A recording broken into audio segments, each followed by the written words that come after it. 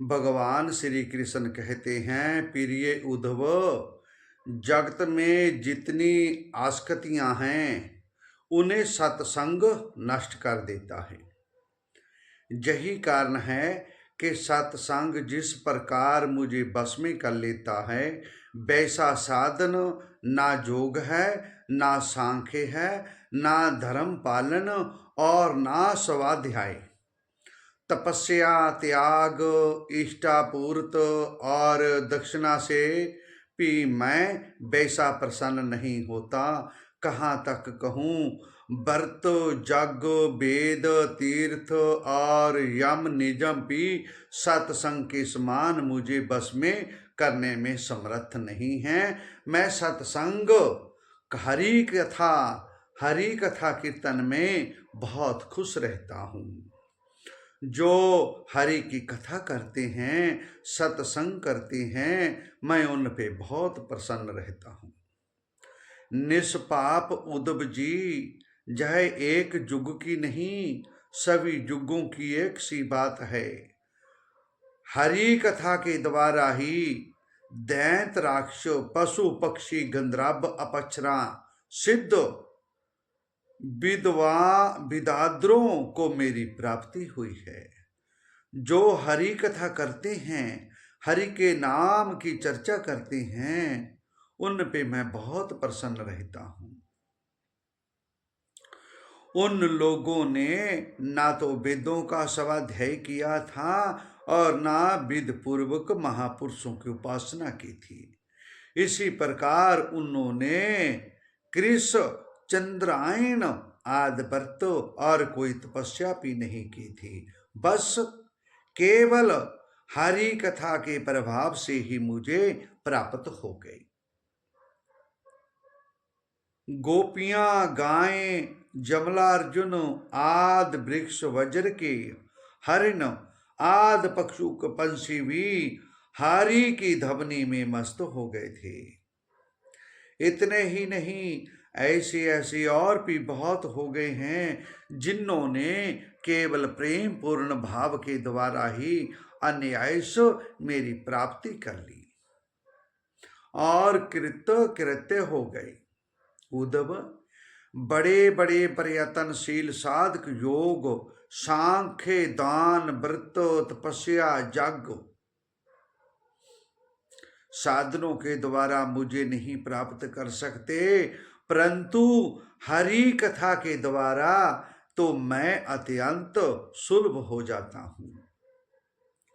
क्योंकि हरि कथा सुनने वालों के मान प्रेम और भक्ति भगवान की तरफ बढ़ती है, और जो हरि कथा नहीं सुनते उन्हें बहुत पछताना पड़ता है, क्योंकि वो कभी भगवान का नाम नहीं ले सकते। जो हरि कथा कीर्तन में रहता है वो भगवान का अवश्य ही नाम लेगा। उद्धव, जिस समय अक्रूर जी भैया बलराम जी के साथ मुझे ब्रज से मथुरा ले आई, उस समय गोपियों का हृदय गाढ़ प्रेम के कारण मेरे अनुराग के रंग में रंगा हुआ था।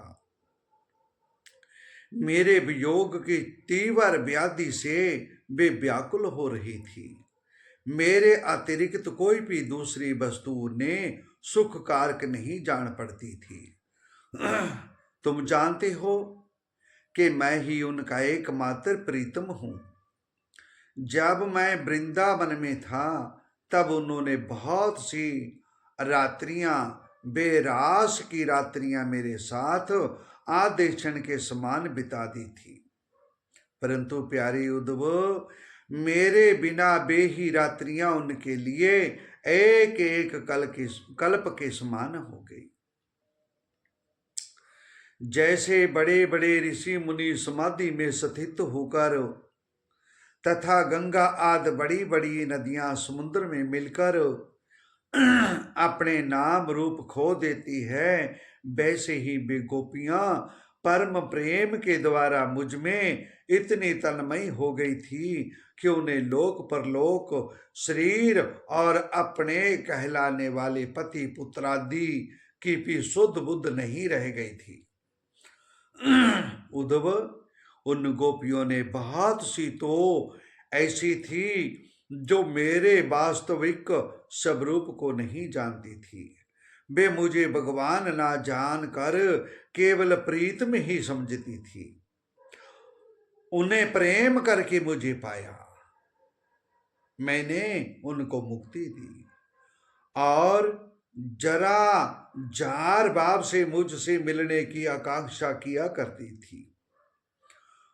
उन साधनहीन सैकड़ों हजारों अबलाओं ने केवल संग के प्रभाव से ही मुझ परम परमात्मा को प्राप्त किया, क्योंकि उनके दिल में हरि कीर्तन हरि कथा बस गई थी, इसलिए वो मुझे प्यार करती थी।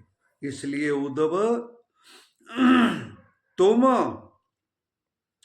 श्रुति स्मृति वेद निवेद प्रवृत्ति निवृत्ति और सुनने जोग तथा सुने हुए विषय का पी परित्याग करके सर्वत्र मेरी ही भावना करते हुए समस्त प्राणियों के आत्म स्वरूप मुझ एक की ही शरण संपूर्ण रूप से ग्रहण करो। उद्धव जी ने कहा, प्रभु, सनकादिक जुगेश्वरों की परमेश्वर प्रभु, मैं तो आपका उपदेश सुन रहा हूं, परंतु इससे मेरे मन का संदेह मिट नहीं रहा है। मुझे सब धर्म का पालन करना चाहिए, जा कुछ छोड़कर आपकी शरण ग्रहण करनी चाहिए। मेरा मन इसी दुविधा में लटक रहा है, आप कृपा करके मुझे भली भांत समझाइए। श्री कृष्ण भगवान ने कहा, प्रिय उद्धव, जिस परमात्मा का परोक्ष रूप से वर्णन किया जाता है वे साक्षात अपरोक्ष प्रत्यक्ष ही है, क्योंकि वे ही निखिल वस्तुओं की सत्ता स्फूर्ति जीवन दान करने वाले हैं। वे ही पहले अनाहत नाद स्वरूप परा प्राणी नामक प्राण के साथ मूलाधार चक्र में प्रवेश करते हैं, फिर कर्मश मुख से आकर है सूर्य दीर्घादि मात्रा उदात अनदात आद स्वर तथा कक्रादि वर्ण रूप स्थूल कर लेते हैं। अग्नि आकाश में उछा अथवा विद्युत के रूप में आवेकत रूप में स्थित है। इसी प्रकार बोलना, हाथों से काम करना, पैरों से चलना, मूत्रेंद्रियां तथा गुदा से मलमूत्र त्यागना, सूंघना, चखना, देखना, सुना, सुनना, बुद्धि से समझना, ताना बाना बुनना, सतगुण रजोगुण तमोगुण सारे विकार, जहां तक कहूं समस्त कर्ता कारण और कर्म मेरी ही अभिव्यक्तियां हैं। जय सबको जीवित करने वाला परमेश्वर ही इस निर्गुणमयी ब्रह्मांड कमल का कारण है। और जब पहले कोई नहीं था तब मैं था, जब कोई नहीं था, जब कोई नहीं रहेगा तब भी हम ही रहेंगे। जैसे उपजाऊ खेत में बोआ बीज शाखा पत्र पुष्पादि नेक रूप धारण कर लेता है, वैसे ही काल गति से माया का आसरा लेकर शक्ति विभाजन के द्वारा परमेश्वर ही अनेक रूप में प्रतीत होने लगता है। इस संसार वृक्ष के दो बीज हैं, पाप और पुण्य। संख्याएं वासनाएं जड़ें हैं और 3 गुण तने हैं। 5 भूत इसकी मोटी मोटी वरदान शाखाएं हैं और शब्दादि 5 विषय रस हैं। 11 इंद्रियां शाखा हैं और जीव और ईश्वर 2 पक्षी इसमें घोंसला बनाकर निवास करते हैं। इस वृक्ष में वात, पित्त, कफ रूप 3 तरह की छाल है। इसमें 2 तरह के फल लगते हैं, सुख और दुख। यह विशाल वृक्ष सूर्य मंडल तक फैला हुआ है। जो गृहस्थ शब्द रूप रस आदि विषयों में फंसे हुए हैं, वे कामना से भरे हुए होने के कारण गीध के समान हैं। वे इस वृक्ष का दुख रूप फल भोगते हैं, क्योंकि वे अनेक प्रकार के कर्मों के बंधन में फंसे रहते हैं।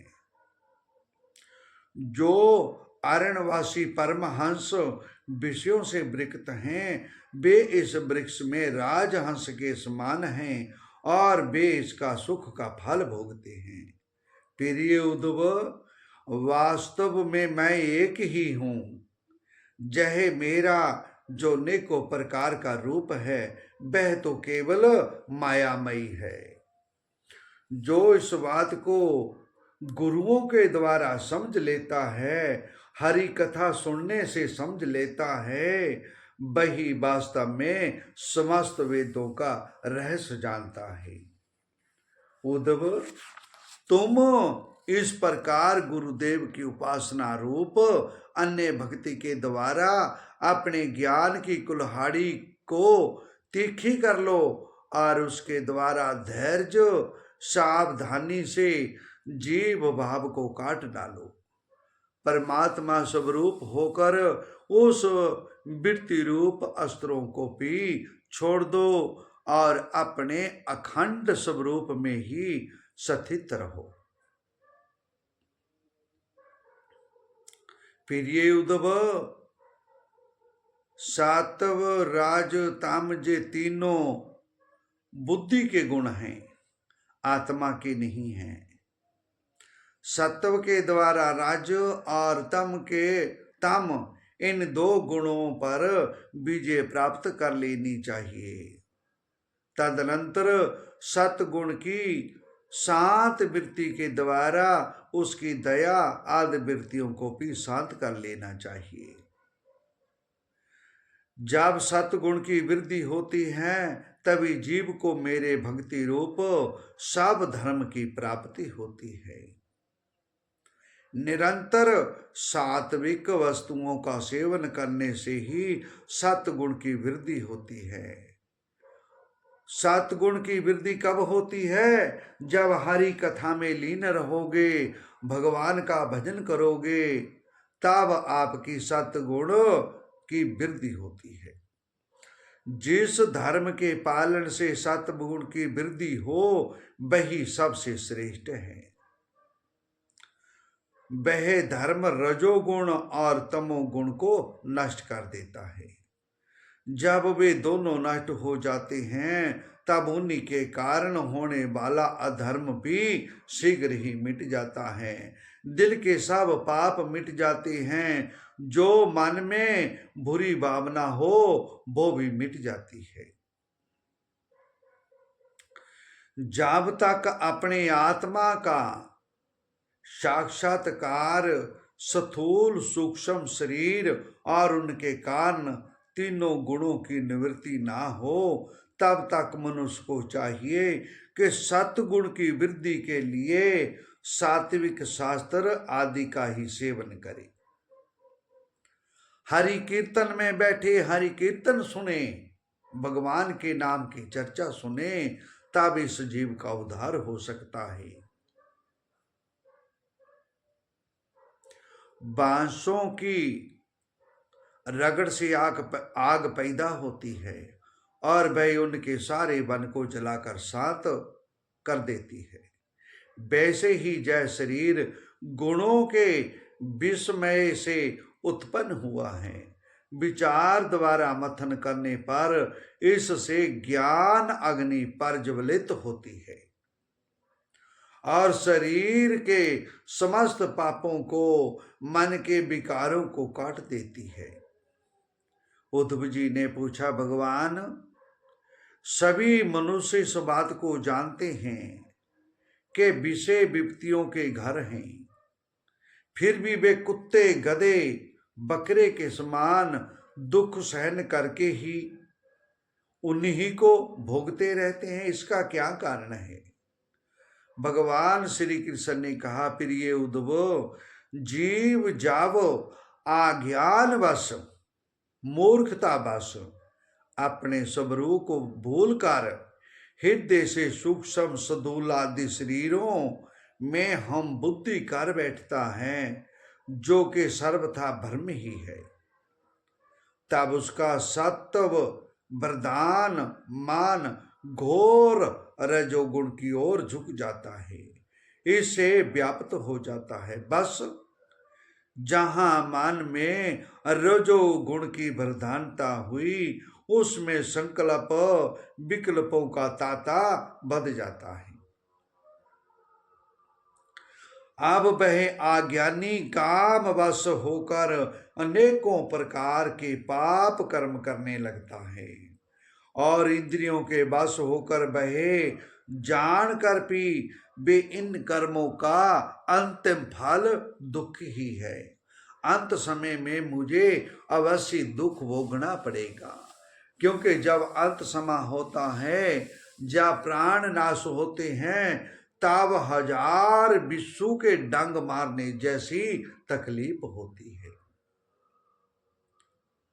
जब भी विवेकी पुरुष का चित्त भी कभी कभी रजोगुण तमोगुण के वेग से विक्षिप्त होता है, तथापि उसकी विषयों से दोष दृष्टि बनी रहती है। इसलिए वह बड़ी सावधानी से अपने चित्त को एकाग्र करने की चेष्टा करता रहता है। एकाग्र कब होगा? जब हरि कीर्तन सुनोगे, हरि की कथा सुनोगे, मेरे भगवान नारायण का सिमरन करोगे, तब आपका चित्त शांत रहेगा। साधक को चाहिए कि आसन और प्राणावायु पर विजय प्राप्त कर अपनी शक्ति और समय के अनुसार बड़ी सावधानी से धीरे धीरे मुझ में अपना मन लगावे।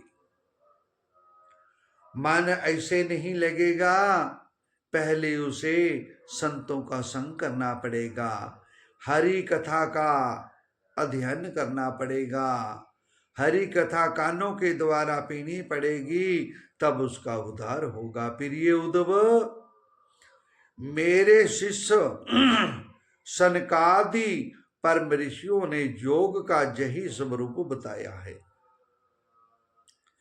उद्धव जी ने कहा, भगवान श्री कृष्ण, आपने जिस समय जिस रूप में सनकादिक परम ऋषियों को योग का आदेश दिया था, उस रूप को मैं जानना चाहता हूं। भगवान श्री कृष्ण ने कहा, उद्धव, सनकादि परम ऋषि ब्रह्मा जी के मानस पुत्र हैं। उन्होंने एक बार अपने पिता से योग की सूक्ष्म अंतम सीमा के संबंध में इस प्रकार प्रश्न किया था। सनकादिकों ने ब्रह्मा जी अपने पिता से पूछा था, पिताजी, चित्त गुणों अर्थात विषयों में घुसा ही रहता है, और गुणपी चित्त की एक एक वृत्ति में प्रविष्ट रहते हैं, अर्थात चित्त और गुण आपस में मिले जुले ही रहते हैं। ऐसी स्थिति में जो पुरुष इस संसार सागर से पार होकर मुक्ति पद प्राप्त करना चाहता है, वह इन दोनों को एक दूसरे से अलग कैसे कर सकता है? भगवान श्री कृष्ण कहते हैं, उद्धव, जाद ब्रह्मा जी सब देवताओं के श्रोमणी, शंभु और प्राणियों के जन्मदाता हैं। फिर भी सनकादिक परम ऋषियों के इस प्रकार पूछने पर ध्यान करके वे इस प्रश्न का मूल कारण ना समझ सके, क्योंकि उनकी बुद्धि कर्म परवन थी। उद्धव, उस समय ब्रह्मा जी ने इस प्रश्न का उत्तर देने के लिए भक्ति भाव से मेरा चिंतन किया। तब मैं हंस का रूप धारण करके उनके सामने प्रकट हुआ। मुझे देखकर सनकादिक ब्रह्मा जी को आगे करके मेरे पास आए और उन्होंने मेरे चरणों की वंदना करके मुझे पूछा, आप कौन हैं? उद्धव सनकादिक परमार्थ तत्व के जिज्ञासु थे, इसलिए उनके पूछने पर उसमें मैंने जो कुछ कहा वह मुझसे सुनो। ऋषियों, जाद परमार्थ रूप वस्तु नाना तब से सर्वथा रहता है, तब आत्मा के संबंध में आप लोगों का ऐसा प्रश्न कैसे युक्ति संगत हो सकता है? अथवा मैं जाद उत्तर देने के लिए बोलूं तो भी किस जाति गुण क्रिया संबंध आदि का आश्रय लेकर उत्तर दूं? देवता मनुष्य पशु पक्षी आदि सभी शरीर पंच भूतात्मक होने के कारण अभिन्न ही हैं। आप लोगों का जय प्रश्न ही केवल वाणी का व्यवहार है, विचार पूर्वक नहीं है। मन से, वाणी से, दृष्टि से, अन्य इंद्रियों से भी जो कुछ ग्रहण किया जाता है वे सब मैं ही हूँ, मुझसे भिन्न और कुछ नहीं है। जय सिद्धार्थ, आप लोग तत्व विचार के द्वारा समझ लीजिए। ब्रह्मा जी ने कहा, पुत्रो, जय चित्त चिंतन करते करते विषयाकार हो जाता है और विषय चित्त में प्रविष्ट हो जाते हैं, यह बात सत्य है। तथापि विषय और चित्त ये दोनों ही मेरे स्वरूप भूत जीव के देह हैं, उपाधि हैं, अर्थात आत्मा का चित्त और विषय के साथ कोई संबंध ही नहीं है। जागृत, सपन और सुषुप्ति ये तीनों अवस्थाएं सत्यवादी गुणों के अनुसार होती है और बुद्धि की वृत्तियां हैं, सच्चिदानंद का संभाव नहीं है, क्योंकि बुद्धि वृत्तियों के द्वारा होने वाला बंधन ही आत्मा में निर्गुणमयी वृत्तियों का दान करता है। इसलिए तीनों अवस्थाओं से विलक्षण और उनमें अनुगत मुझ तुरी तत्व में स्थित होकर इस बुद्धि के बंधन का परित्याग कर दे। यह बंधन अहंकार की ही रचना है और आत्मा के परिपूर्णतम सत्य अखंड ज्ञान परमानंद स्वरूप को छिपा देता है। जब तक पुरुष की भिन्न भिन्न पदार्थों में सत बुद्धि, हम बुद्धि और मम बुद्धि युक्तियों के द्वारा निवृत्त नहीं हो जाती, तब तक वह अज्ञानी यद्यपि जागता है तथापि सोता हुआ सा रहता है। जो जागृत अवस्था में समस्त इंद्रियों के द्वारा बाहर दिखने वाले संपूर्ण क्षण भंगर पदार्थों को अनुभव करता है और सब भाव अवस्था में हृदय में ही जागृत देखे हुए पदार्थों के सवाल ही वासनामयी विषयों का अनुभव करता है और सुषुप्त अवस्था में सब विषयों को समेट कर उनके लय को अनुभव करता है। ऐसा विचार कर मन की ये तीनों अवस्थाएं गुणों के द्वारा मेरी माया से मेरे अंश स्वरूप जीव में कल्पित की गई है और आत्मा में ये नितांत अस्त है। यह जगत मन का विलास है, दिखने पर ही नष्ट प्राय हैं, इसलिए इस देहादि रूप दृष्टि से दुष्ट हटाकर तृष्णा रहित इंद्रियों के व्यापार से ही हीन और निरीह होकर आत्मानंद के अनुभव में मग्न हो जाए। जैसे मदरा पीकर उत्तम पुरुष यह नहीं देखता कि मेरे द्वारा पहना हुआ वस्त्र शरीर पर है या गिर गया, वैसे ही सिद्ध पुरुष इस शरीर से उसने अपने स्वरूप का साक्षात्कार किया है। प्राण और इंद्रियों के साथ ही जय शरीर भी प्रारब्ध के अधीन है। इसलिए अपने रंभक कर्म जब तक हैं तब तक उनकी प्रतीक्षा करता ही रहता है। सनकादिक ऋषियों, मैंने तुमसे जो कुछ कहा है वह सांख्य और योग दोनों का गोपनीय रहस्य है। मैं स्वयं भगवान हूँ। तुम लोगों को तत्व ज्ञान का उपदेश करने के लिए ही मैं जहाँ आया हूँ ऐसा समझो। विप्रवरो, मैं जोग सांख्य सत्य तेज श्री कीर्त और धम्म इन सब का परम गति परम अधिष्ठान हूँ। मैं समस्त गुणों से रहित हूँ और किसी की अपेक्षा नहीं रखता, फिर भी सामे असंगता आदि सभी गुण मेरा ही सेवन करते हैं। मुझ में ही प्रतिष्ठ हैं, क्योंकि मैं सबका हितैषी सुहृद प्रीतम और आत्मा हूँ। सच पूछो तो उन्हें गुण कहना भी ठीक नहीं है, क्योंकि वे सत्यवादी गुणों के परिणाम नहीं हैं और नित्य हैं। प्रिय उद्धव, इस प्रकार मैंने सनकादिक मुनियों के संशय मिटा दिए। उन्होंने परम भक्ति से मेरी पूजा की और उस्तियों के द्वारा मेरी महिमा का गान किया।